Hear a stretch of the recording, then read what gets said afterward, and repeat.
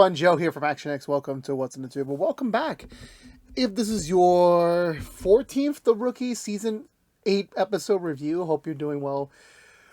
Hope you're staying safe out there in the big old world. It has been a very tiring week so far for me, as I'm playing catch up with everything. I know on the Madlock side, we just wrapped Season 2. I'm very sorry I wasn't there for it. And The Rookie, I believe, wraps up in a few weeks too, or a couple weeks. Next week's event? I don't know.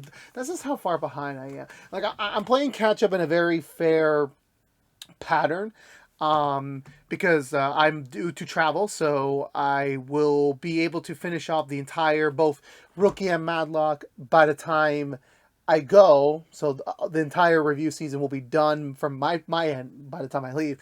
So it's just kind of weird, like, for me, like, by 2 weeks from now, by the time I head off, I will be done with both Rookie and Madlock, and it feels like I'm not even close, but not in a bad way, so to speak. You know, I very much enjoyed this season of The Rookie. This episode, we'll talk about that in a second. But honestly, you know, it's just, again, just how fast the time goes, you know, with both Rookie and Madlock. Specifically Rookie, it's like, you know, you wait so much more time than normal than another season. Well, in terms, I know people wait 2 seasons for a TV season nowadays, but for Rookie, you know, it's like 7 months is still a pretty long time. Like, you know, it's like you kind of like, you're in a bubble, and then you let them work, and then you come back, and then you get to watch them again, and then you kind of rinse and repeat, you know. So, I mean, at the end of the day, you know, this is the notation that I take from it, mind you. But with that being said, you know, yeah, so we will be catching everything up, hopefully by the end of next week. So by then, like, for Rookie, you know, we should be caught up by the finale, so I will be filming a ton of stuff for Rookie very, very soon. So, but actually, now that I think about it, I don't think so. We'll see. We will see. One thing at a time. One thing at a time. But with that being said, you know, down to this week's episode. Well, this episode specifically. I think this episode came out like a week or 2 ago. So, when I pull the photos for this episode, I'll figure it out. With this episode, I'm a little bit. I don't want to say it's a slump. I'm not trying to say it's a slump. But at the end of the day, it's one of those things where, like, you're setting up little nuggets for, like, obviously I spoke about last week, felt like concluding certain storyline in a very unique way, so to speak. And this one was kind of pivoting things up a little bit, but in a much more weirder approach, as well as acknowledging things that have already happened. And honestly, you know, at the end of the day, it's like, I had a thought. I had a brief thought. It was one moment in the episode that this kind of felt like, for me, like, when I made that comment last week when I said Melissa O'Neill, who plays Lucy Chen, made an interview, said that for Rookie, she just said, let's Grey's Anatomy this. Let's go for 20 seasons. Like, you know, like, let's get everyone paid. Let's keep it going. As long as it's popular, why not? And now there was a scene in this episode, we'll talk about when we get to the Butcher recap, where I felt like, why does this feel like a Grey's Anatomy scene? Where, like, for me, I am aware of what's going on in Grey's Anatomy. I do not pay attention half the time. And again, before you criticize me, again, I have a lot of shows on my repertoire. I have a lot of shows on my stacks right now that I haven't even gone through. I still have to watch Invincible. I still have to watch The Boy, Exo Kitty, a bunch of the Star Wars show. I'm so backed up, and not in a bad way. Again, the shows will be there, you know, and I always love to support shows when they come out, because at least with the metrics, it tells the studios, make more of this for me. And you know, I do my best, but, you know, so, like, for me, like, for when it comes to Grey's, it's like, yeah, it's on the side. It's like a background show, to be honest with you. Like, we're in season 22 now. I'm like, we got new interns boning other interns. We got I think one intern wanting to bone a doctor, and that doctor has lineage with the core original Legacy cast. It's all connected. Remember the old MCU phrase? It's all connected. I miss those all day. But yeah, that's kind of. I didn't like that feeling. I didn't like that. Whether it was just the character delivery, whether it was just the feeling of the episode, I can't really tell you. Maybe when we go for the Butch recap, I'll maybe be able to deconstruct it. But at least in this parameter, as we're speaking of it right now, I think, again, and I've said this a little bit about before. I said this recently. I don't remember what episode it was. This is how much time has gone by. I think for me, this might go down as my least favorite episode of The Rookie ever. Not in a bad way. I know people it's gonna be said as a bad way, but at the same time, it's like there were just moments where I felt like, um, I don't know what we're doing here. I don't know. Like I know what they're trying to do, and it's sometimes it feels like I lose the meaning of it. Maybe it's just me as a person. I'm not trying to speak ill of it, but it's just one of those things where like I felt like there was something missing. Like I heard the messaging, I know what they were trying to do, but like, there was like a little bit of an emotional thing that didn't really. It felt a little missing to me. But with that being said, let's go through the Butcher recap and talk about this episode of The Rookie. So we begin with Nolan, Chen, and Juarez in business casual clothes. We'll get to more of that in a second. Apparently, Chen is welcoming them to the new Bradford mobile, the Bradford, the Timmobile, the Bradford mobile. I'll go with the Timmobile. As we alluded to a week ago or last week or two episodes ago, that Bradford really misses being on the field. We saw this time and time again. Bradford is usually the best man possible when he's on the field helping his fellow officers, getting into the action. He has made that vocally clear to Chen that, like, staying in an office all day, being restricted into a corner for most of his shift while everyone else is like dealing with some crazy stuff out there isn't exactly his luxury. So he decided to invest their budget into a brand new hotshot vehicle with fancy new weapons, with a drone, very cushiony seats. The whole goal is like an office on the go. That is the pitch for Bradford. Obviously, there's some nuances considering the fact there's going to be some command things that he should be in the office for, and there's obviously something he wants to do that he needs to be on the field for. So it very much is a thing for him that like he's trying to figure that out right now. And of course, obviously playing with the new toys and everything, I'm like, how much is the budget that cost them? And Nolan's going to be riding shotgun with him today because he needs a transitional officer as he's trying to figure out how do I make certain calls work while I'm in office mode, while I'm in watch commander mode, and then when I'm on patrol. So it's going to be like a bit of a few changes with that. And it was very interesting to say the least.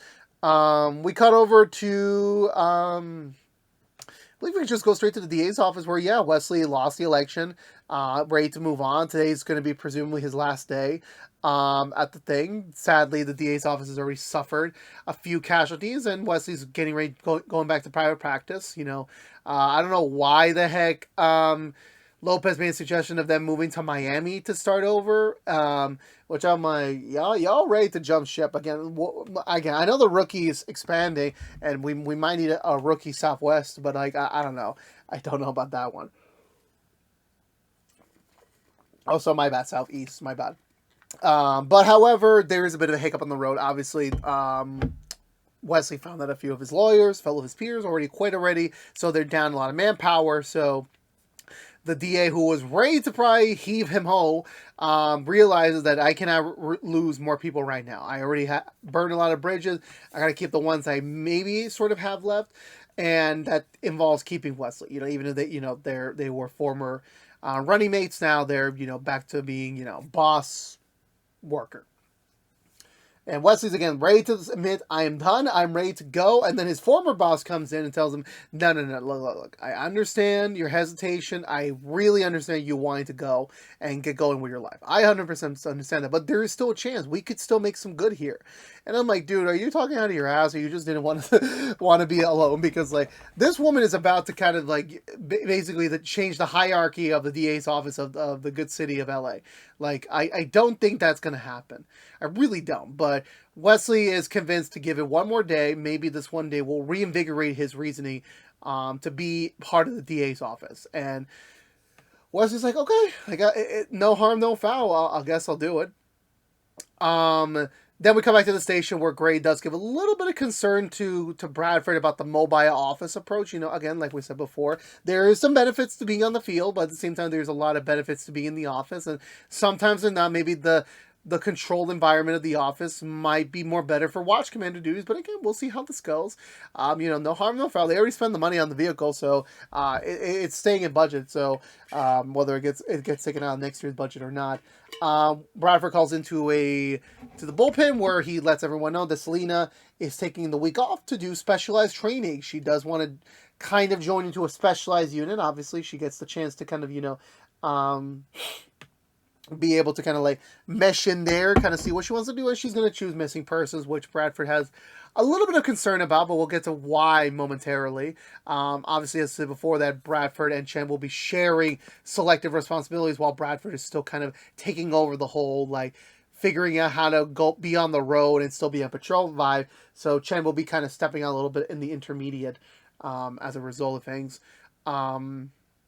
Selena goes to visit her, I guess for the time being, her mentor, who is a desk jockey, not like Smithy, but close enough. Apparently, missing persons has been classified as like an in-between department. It really has no full placement. It's just like kind of waiting, and then someone will grab a report from the desk, and then move forward. Whether it's going to be transferred to homicide, narcotics, Metro. It's going to go places. It's going to go somewhere else, and he finds no need to kind of work on a project if he knows that someone else is going to take it over eventually, which obviously is like, oh, come on, there's got to be a benefit here to like looking into these cases. And he's like, not really. I mean, you can go give it a crack at it, but I really don't see the full need of it to look into these sort of things.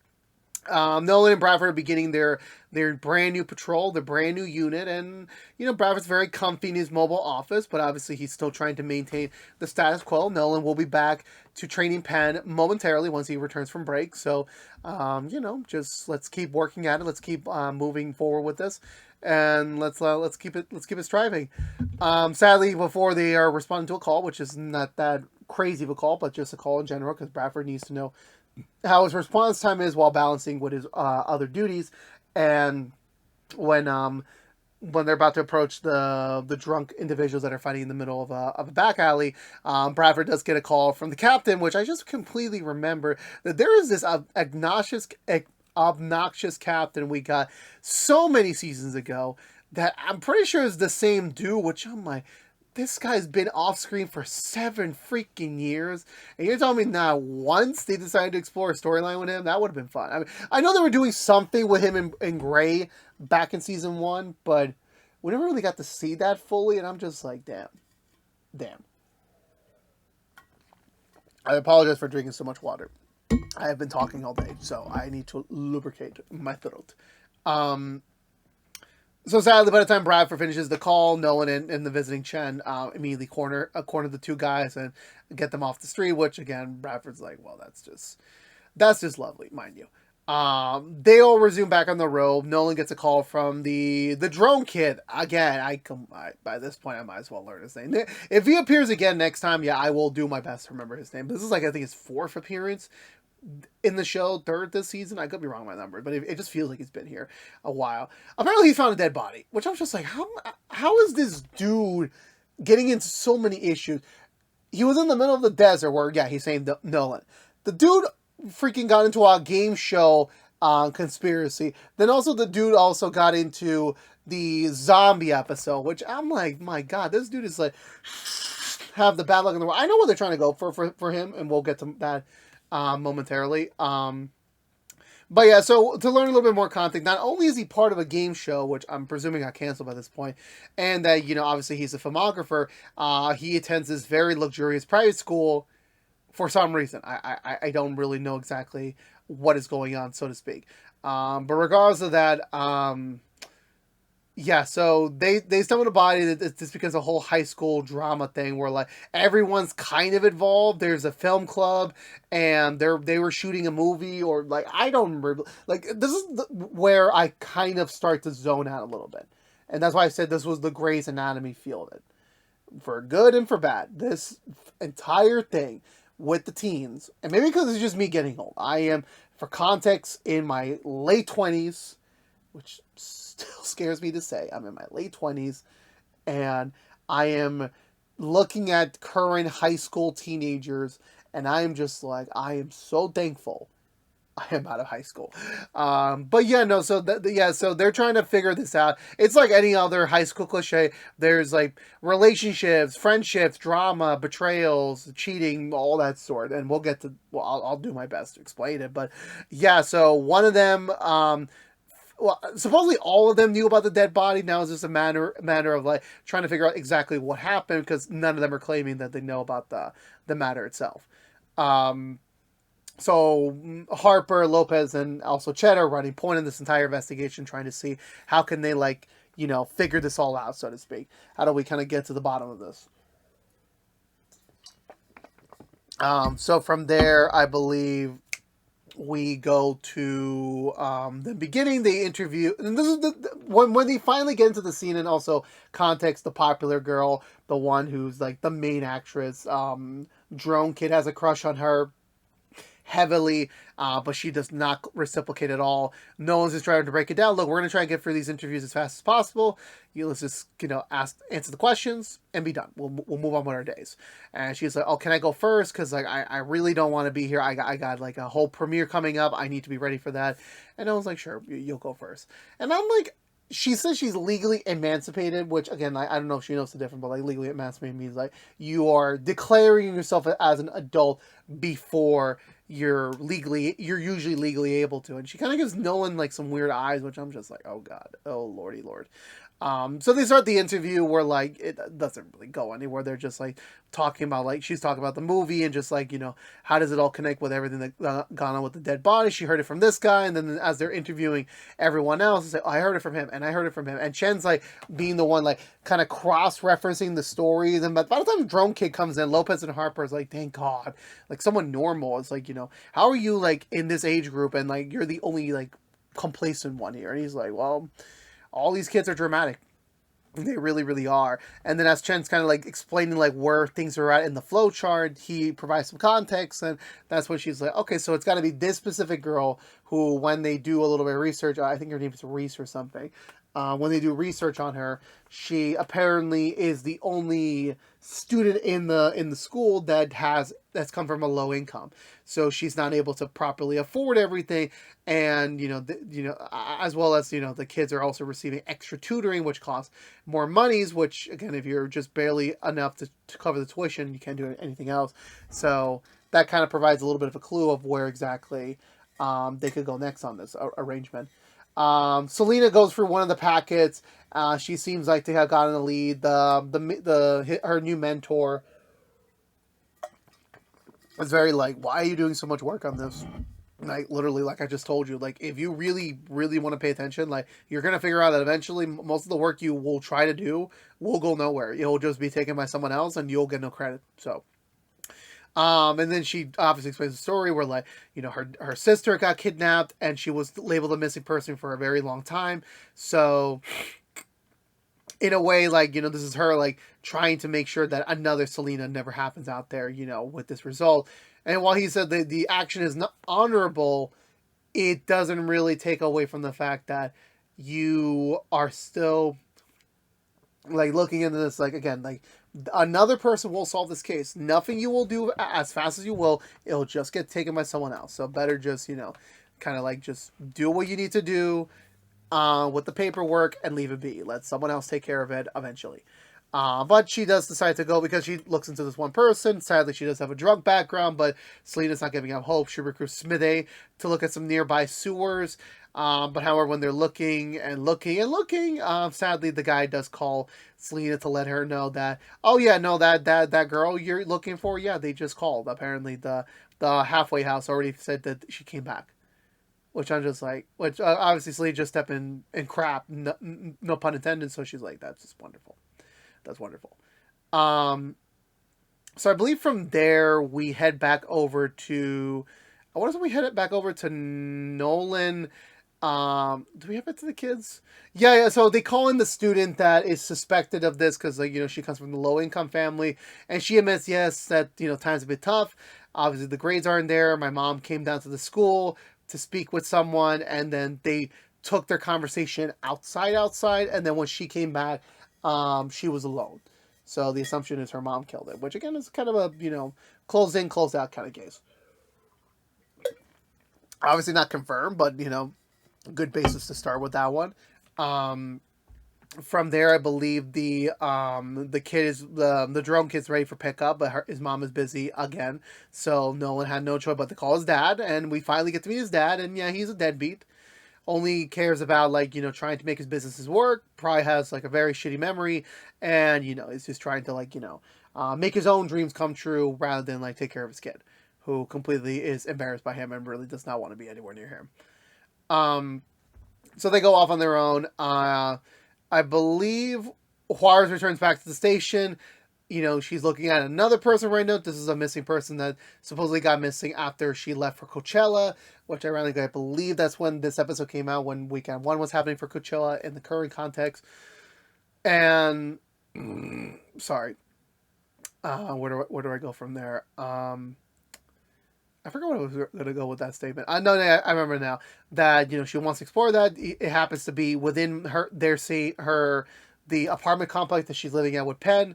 Obviously, the guys say, "Oh, so you are purposely taking a case that's like close to home so that you can, you know, just happen to just work from your couch." And she's like, "No," and it's like, "Oh, damn! I literally thought you were finally getting the drift of this whole thing." But you know, she decides to go forward and go research on her own. Drone Kid goes back to his dad's place, who, again, the dad is trying to launch some businesses. It ain't working. He's just drinking. And the kid's just like, yeah, I just want to go home. I really don't feel comfortable being here. But before they're able to even converse about that potentiality, someone knocks on the door. Apparently, this guy owes some money to the wrong people, as, you know, anything might go with that. And he instructs his son to hide while he gets beaten up by them. The kid calls Nolan and Bradford for assistance, and you know, while he doesn't know the address of his dad's place because he doesn't give a damn of learning it. He immediately steps out of the picture to kind of like give them another opportunity instead of killing his dad. Like, look, I know some rich people. I know there's a house that's going to be empty tonight. If you come with me, let's rob it, and then we will pay back what my dad owes you, and you can let us live. Which they're like, okay, agree. Well, we'll do that. Meanwhile, with Wesley, I forgot about Wesley for a second. Wesley and his former boss are speaking to their new boss about where things are at, and obviously the new boss is enjoying the perks, enjoying the new position, the promotion, and everything. And now she's turning the code and saying, "Okay, well, I'm very sad to say, because of our recent decreasement in staff, we do not have the staff to go to court on every one of these cases. So I've constructed plea deals for every case that I believe that has no real merit for our time to go to trial for. So we're gonna pick and choose." Which obviously Wes is like, "No, like these cases do deserve our time and effort too. But again, because of the manpower right now, there really isn't much they can do right now at the current moment of things." So Wesley decides, okay, let's try these plea cases to every lawyer that could potentially like agree to it without trial. Sadly, they all disagree. They don't want to do it. They're like, these are all lost causes. You know, like I can go to court and we can get more better stuff than what you're offering us. So with that being said, yeah, Wesley tells off to her. She's like, I'm done. I quit. That's it. Good luck on your own, ma'am. I ain't gonna do this BS with you anymore. And the guy quit. His old boss quits too. He's like, let's start our own like defense attorney firm. And I'm like, do you really know how to really do your job? Do you really know? That's a question mark. That's a really good question mark. Juarez goes to visit the last known the occupancy of the missing person. It's her roommate that answers the door.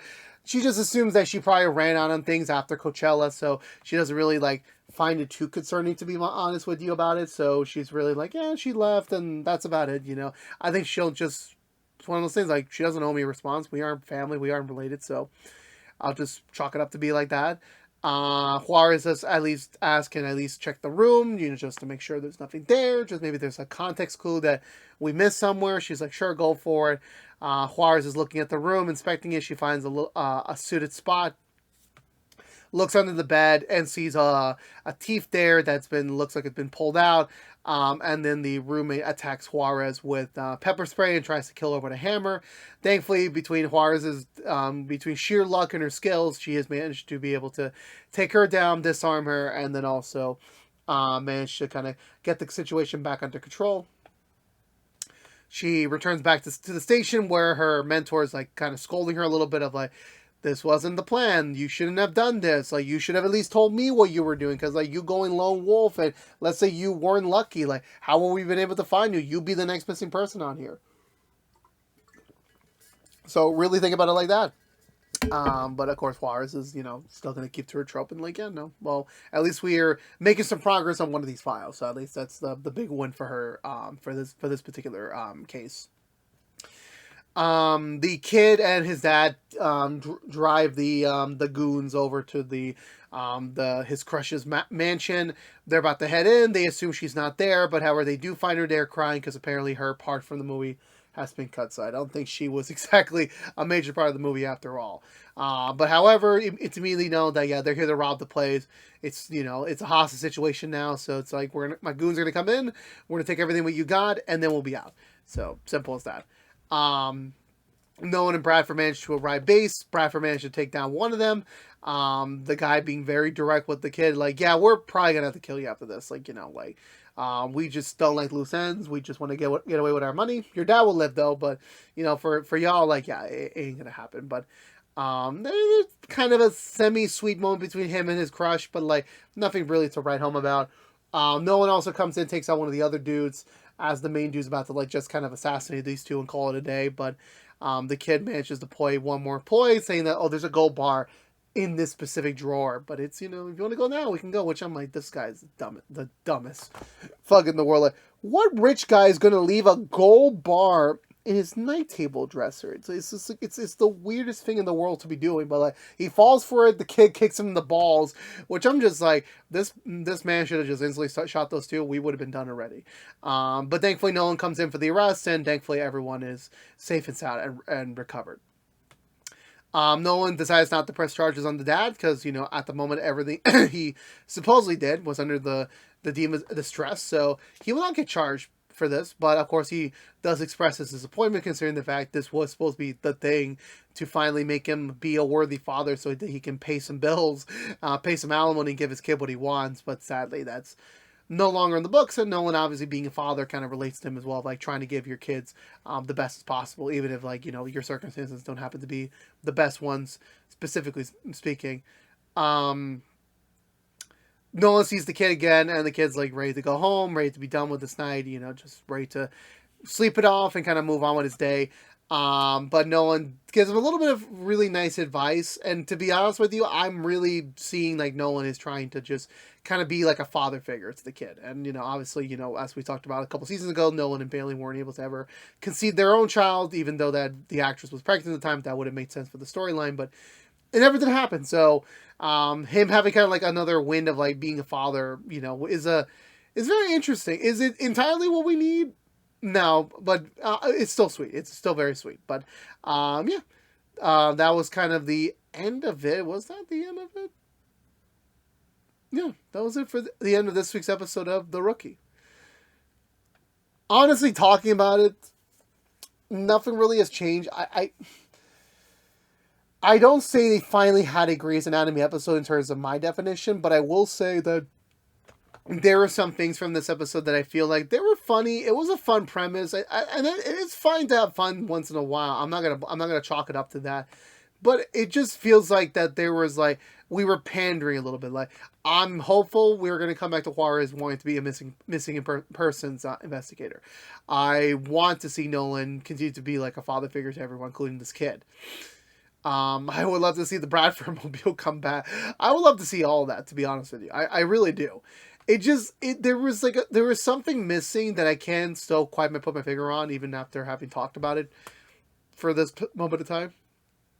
I can't really put my finger what it was, but what I can say is that definitely there was a bit of a lull here, and it was like I was missing a little bit of that rookie energy that I've come to know and love. I mean, it's still a good episode when it comes to forwarding the new storylines, getting that teed up, and then really kind of telling the audience what is coming next for these characters. Again, that is unnecessary. It's going to happen in TV, but at the same time, it's like I started to feel it. I was like, yeah, I'm kind of zoning out here. There was a moment where like I was distracted doing something else because my attention wasn't like fully there in the episode. I had to rewind back so I like remember exactly what that scene was, and that took some time. So that wasn't a good thing. It really wasn't. I'm not trying to say this is a bad episode. There is some shades of greatness here. It just the in between just wasn't there to really tie up the ship. To be honest with you, this was missing something, to be honest with you. But again, I look forward to whatever they want to peeve these characters next for Juarez, for Wesley. You know, I'm looking forward to those, but at the same time, it's like, well, we're just waiting around now to see like what is exactly going to be next, what direction they're going to do next. But for the time being, you know, for me, I'm going to give this episode of The Rookie 1 thumbs up. Let me know down below. What did you think of this episode of The Rookie? Did you like it? Did you love it? Did you not like it? Let me know down below. I would love to have a conversation with you about it. But I believe for now, that's going to do it for me today, everyone. So if you're unaware, this has been What's the Two from ActionX, reviewing every episode in the 8th season of The Rookie. If you want to know what we're doing normally, What's the Two besides our Rookie episode reviews, right now we are doing also Madlock episode reviews each and every week. I have the brand episodes on CBS. But if you don't care about The Rookie, you're in luck. We should be back next week with a lot of new episode reviews, so stay tuned until then. We are again working our way to catch back up. We'll be in finale mode. After the finale, we will be doing a season 9 predictions, and then we will do a season 8 not spoiler-free review for those who have yet to binge the 8th season of The Rookie. But again, that'll be coming up very, very soon, so thank you for your patience. But again, this has been Joe here. Thank you so much for watching. Please subscribe if you haven't yet. Like, favorite, share if you want to. Ring that bell and follow social media for more. But until we see each other again, thank you so much for watching. Please stay safe out there. Be good to each other. And as always,